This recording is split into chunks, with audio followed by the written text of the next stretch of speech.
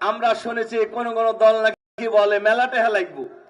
আরে ভাই, যে পরিমাণ টেহা বিদেশে পাচার করছেন, আর টাকা কি আপনি ধান বেশি এনে দিবেন?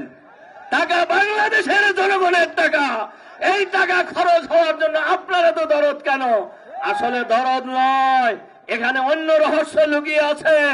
নির্বাচন বানচালের একটা ষড়যন্ত্র চলছে।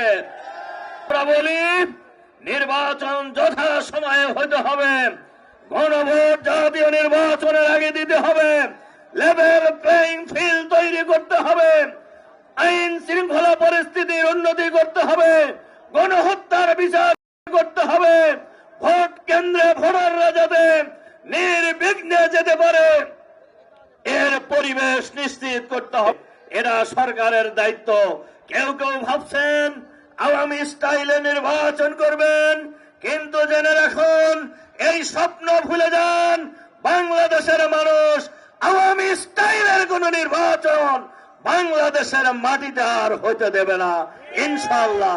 এই দেশ কারুর বাবার দেশ নয়, এই দেশ কোন পরিবারের দেশ নয়, এই দেশ বাংলাদেশের 18 কোটি মানুষের দেশ।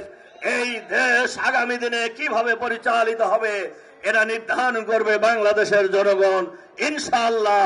কাজী আমাদের নেতৃবৃন্দ বলেছেন আগামী নির্বাচনে, আগামী গণভোটের হার পক্ষে রায় দিন। আর আগামী জাতীয় সংসদ নির্বাচনে 8 দলের আমরা অনেকটাই ঐক্যমতে বসেছি।